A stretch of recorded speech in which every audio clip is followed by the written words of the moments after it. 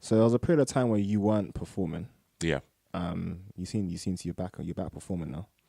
In little I spurts. mean, yeah, small. I'm getting back. I'm getting there. I went through a process of just wanting to do the backroom stuff, wanting to produce events, and like I have other projects as well. So I'm part of an initiative called Project 1957, which is basically about cultivating a greater sense of community within the Ghanaian diaspora. So we do a lot of events throughout the year for that. We did a few theatre productions, so that involved a lot of writing, a lot of directing and stuff like that, which is a lot of energy. And then we have like other events as well that go on, our tree club, and debate events and stuff. So I feel like my energy has been like very split, as well as like my own just having a few difficulties with like writing and performing. This comes out to motivation as well, and time. Time is, the older you get, the more valuable time is, and the more you place value in time. So trying to find the time for it as well. So I'm performing. I'm trying to get back into it. I'm trying to write some new pieces and stuff. But essentially, I need to put myself out there. And I think the most frustrating thing is that I know how to, because I know how artists in general are supposed to put themselves out there in order to, gain traction. But it's just, when it's you, it's just a completely different thing. Oh it's always going to be that way. You have a different perception of it, especially when you've been on the other side of it. Exactly. So it's a process, but you should be seeing my face and my hearing my words all over the place shortly. All right, good, man. I look forward to it. Yeah. Look forward to it. All right, cool, man. So as a man who does a lot, as you do, what would be like your biggest advice to anyone who wants to? Because I would say be a creative, but there's so much more to it. Like we're seeing singers now go into branding and stuff, and realizing that it's not just about having one sector, but being able to put your hand in many different pots. Like, how would you advise people do that? Like, grow as a brand. I think you need to, like what we're saying, you value your time. How you use your time is extremely key in how you operate. Absolutely. The way you divide your time, the things that you give too much time for, the things that you give too little time for, those are the things that are going to either hinder you or push you forward. And I think growing up, the older you get, as I said, you just realize that, you know what, this 2 hours that I was doing watching stuff on Netflix, I could have been doing something more productive. And that's not to say, on the flip side, that's not to say don't have time for yourself. But you have to know when to unwind and when you got stuff to do. That's it. Basically, it's about prioritizing. It's about knowing when to do this and when to do that. And I would say, writing down your visions. That's biblical. Write a vision, make it plain. That's biblical, and it's practical as well. If you know what you're trying to achieve and you can physically see what it is, it makes it a lot easier, and it's a lot more, I guess, it's a lot more tangible. Yes. It's a lot more tangible. It's a lot more tangible. And sometimes, people say, I want to be the greatest, or I want to be in the charts, I want to be the greatest singer ever. But there's no tangible plan. It's just a dream. Plus, it's like, what does that look like?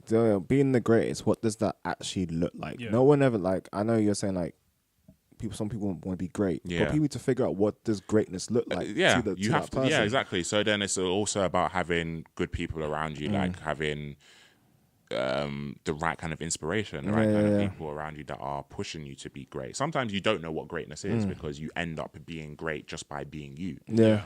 But then be you. Yeah. Do you know what I mean? A lot of people attribute their greatness to someone else's greatness. So I want to be like this person.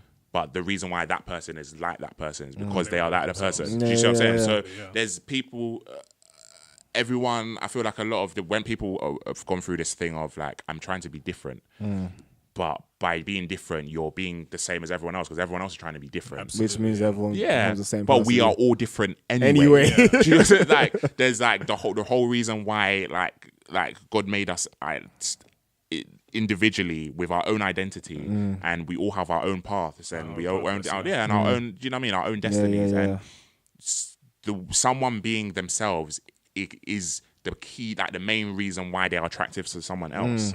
Like, we just have to find purpose in our own individualism, in our own identity. Like, don't ever think that, you know, who you are is pales in comparison to someone else. And I think people are made to feel like they're not as this as someone else because they're not as cool or not as trendy or their trends change from they say from that season they to say that season. fashion and music and everything 5 changes. or so years. Probably less, to be quite honest. Probably less. Probably less. Nowadays, Do you know what I mean? And so people who are seen to be trendy now maybe weren't. May not be or may not have been 5 years ago or 5 years in the future. But they were being, a lot of the time they were being themselves, and that's what worked for them. So you like find, I guess, purpose in your own identity. Be who you want to be, but know that your greatness shouldn't be attributed to someone else's greatness. Don't try and follow someone else's path. So please value in like your individuality. That's literally it. Like your own identity, your own individuality. That is so key, and that will, when you know who you are, you know how you're supposed to operate. You know what your steps are supposed to, what steps you're supposed to take. And even if you don't, at least you have your blueprint. You have your foundation. You know, okay, this is who I am. Let me go back to the drawing board, and that's where you've literally written down your visions. This is what I want to achieve. This is where I want to go. So like those kind of things, like placing value in your own individuality and writing your vision, making it plain. They're key things. They're so key. Yeah, I think the last thing is like, don't try and please everyone because you can't. The sooner you figure that bit out, the better. It's just don't piss everyone off. There's that too. There's that too. But the issue is you're at some point you're going to piss someone off. But don't. I guess, and I agree with that because you're gonna piss someone off because you haven't catered to what. You can't cater. But at the same time, as long as because there's pissing people off, and then there's just, what's it called? Like, because you're being yourself, and there's pissing people off because you want to piss people off. Yeah. And there's people that enjoy that. They have a special talent in that ministry. Have you ever met anyone in that sort of guise? I mean, yeah. I think we all have. I feel like we have, but even in the industry, in the creative industry, there are plenty of people who are like that, and you just arrogance is like almost a fundamental in like. But is it arrogance though? I mean, it's confidence in one's skill, but sometimes that. I always feel like it's covering an insecurity. Oh, that too. Yeah. So I watched. It's more that than confidence. I watched. If you've watched Quincy, the Quincy Jones documentary on Netflix, he literally said that an ego is just an exaggerated insecurity. That's what it is. Absolutely.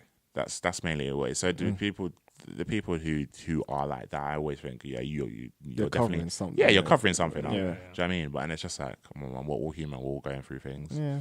Do you know what I mean? You're not killing anyone. Yeah. So I see through all of that stuff. Man, it's not. Cool, man.